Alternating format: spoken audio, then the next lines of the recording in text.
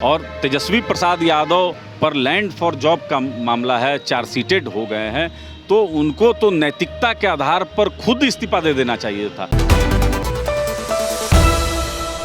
राष्ट्रीय लोक जनशक्ति पार्टी के प्रदेश प्रवक्ता हैं चंदन जी से बात करते हैं, जानते हैं कि तेजस्वी यादव आखिर इस्तीफा क्यों नहीं दे रहे हैं, क्यों नीतीश कुमार डर रहे हैं, क्या तेजस्वी यादव से इस्तीफा? देखिए, महागठबंधन में भ्रष्टाचार कोई मुद्दा ही नहीं है और लगातार इनके कई नेता चार्जशीटेड हो चुके हैं। पहले भी खुद सजा याफ्ता आदरणीय लालू प्रसाद यादव जी हैं और तेजस्वी प्रसाद यादव पर लैंड फॉर जॉब का मामला है, चार्जशीटेड हो गए हैं, तो उनको तो नैतिकता के आधार पर खुद इस्तीफा दे देना चाहिए था। लेकिन सत्ता से बाहर ये लोग जाना नहीं चाहते हैं।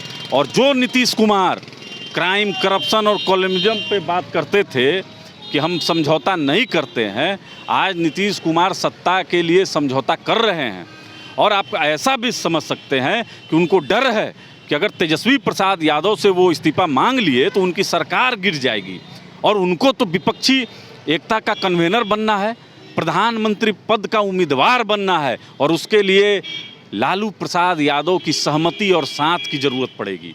तो नीतीश कुमार जी मौन हैं और यही तेजस्वी प्रसाद यादव और राष्ट्रीय जनता दल कुर्सी कुमार, पलटू कुमार, चाचा जी, न जाने कितनी उपाधियों से नीतीश कुमार जी को नवाज चुकी है। तो लेकिन बात क्या है, चार्जशीट का तो राजद और महागठबंधन का कहना है कि ये चार्जशीट एकदम बेबुनियाद है, क्योंकि जब ये चार्जशीट जब लाया गया, जिस वक्त का ये चार्जशीट बनाया जा रहा है, उस वक्त तेजस्वी यादव कहीं ना कहीं क्रिकेट खेला करते थे। देखिए, ये संविधान आपने और हमने नहीं लिखा है और राष्ट्रीय जनता दल संविधान की दुहाई देती है। उसी संविधान के तहत ये सब एजेंसियां चलती हैं, सीबीआई हो, ईडी हो या कोई और एजेंसी हो। उसी केस में राहुल गांधी की सदस्यता चली गई है। आपको बोलने से पहले बहुत सोच समझ के बोलना चाहिए।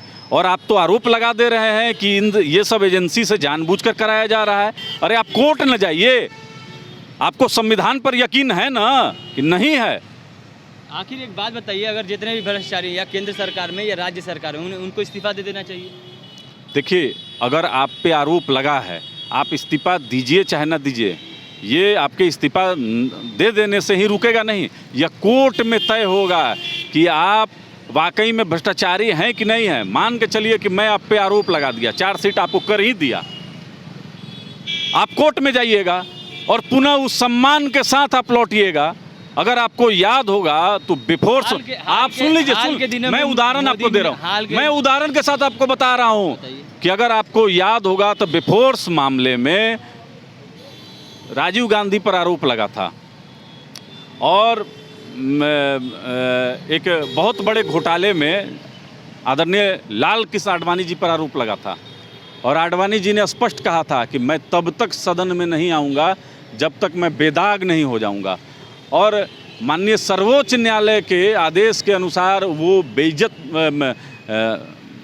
उन पर सारा जो है कि केस खत्म हुआ और उसके बाद वो सदन में आए।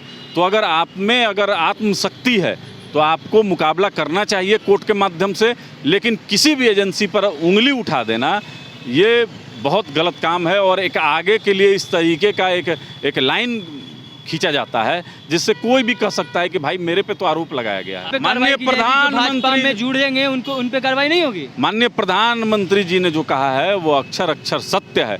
अगर अजीत पवार पर अगर चार्जशीट होगा तो उनको इस्तीफा देना चाहिए, लेकिन मैं जहां तक जानता हूं, तो उप मुख्यमंत्री बन गए। बात समझिए, उन पर चार्जशीट नहीं है।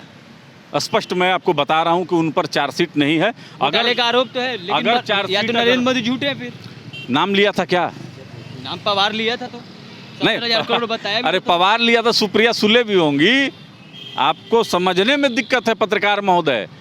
आप समझिए स्पष्ट रूप से कि अगर आप चार्जशीट में आपका नाम है, यहाँ तो तेजस्वी प्रसाद यादव का नाम है, इसलिए इनसे इस्तीफा मांगा जा रहा है। अगर वहाँ भी नाम होता तो आप पूरा यकीन रखिए कि बिहार और देश के पूरे विपक्ष के लोग अभी तक इस्तीफा मांगते रहते। आप हमको बताइए, अगर आपको जानकारी है तो बताइए कि क्या चार्जशीट हो गया है? चार्जशीट नहीं हुआ, लेकिन आरोप तो नहीं हुआ है। तो प्रधानमंत्री नरेंद्र मोदी ने आप भरे मन से ये आरोप लगाया था कि किसका नाम लिया था? पवार लिया था नाम। किस पवार का? सिर्फ पवार बोला था, लेकिन दूसरे दिन क्यों आप- आखिर अजीत पवार आप- ही अजीत पवार को ही क्यों डरता? आप अजीत पवार ही अजीत क्यों पवार पर दोष मढ़ रहे हैं। अजीत पवार ही क्यों उप मुख्यमंत्री बने? अरे तो क्यों उनके उन्होंने साथ पार्टी- विधायक है तो वही ना उप मुख्यमंत्री बनेंगे। उनके साथ जब विधायक रहेगा, और देखिए ये लोकतंत्र है, लोकतंत्र में संख्या बल का अपना महत्व होता है। ये आपके पास भी अगर कल को रहेगा तो आप पत्रकार से उप मुख्यमंत्री या मंत्री बन सकते हैं, लेकिन दुर्भाग्यवश आपके पास नहीं है। और चार्जशीट अगर किसी पर हो जाएगा तो उसको इस्तीफा देना चाहिए, वो चाहे लालू प्रसाद यादव हो, तेजस्वी प्रसाद यादव हो या फिर कोई अन्य नेता हो। लेकिन माननीय प्रधानमंत्री ने जिन जिन के बारे में बात किया है, अब बहुत सारे के बारे में बोला, वो स्टालिन के बारे में भी बोले, लेकिन अगर उन पर चार्जशीट हो जाएगा तो वो भी जेल जाएंगे। उतनी सीटें ही नहीं है कि वहाँ पे भी सरकार तोड़ दी जाए स्टालिन की। आने वाले समय में माननीय प्रधानमंत्री के विचारधारा से लोग सहमत होंगे अगर साउथ में, तो वहाँ भी सरकार को बदला जाएगा। तो ये हमारे साथ चंदन जी थे, जो कि राष्ट्रीय लोजपा के प्रदेश प्रवक्ता हैं। इन्होंने क्या कुछ कहा आपने इस वीडियो में सुना है। तो वहाँ खबरों के लिए जुड़े रहना चाहिए इनसाइड के साथ। तब तक के लिए धन्यवाद।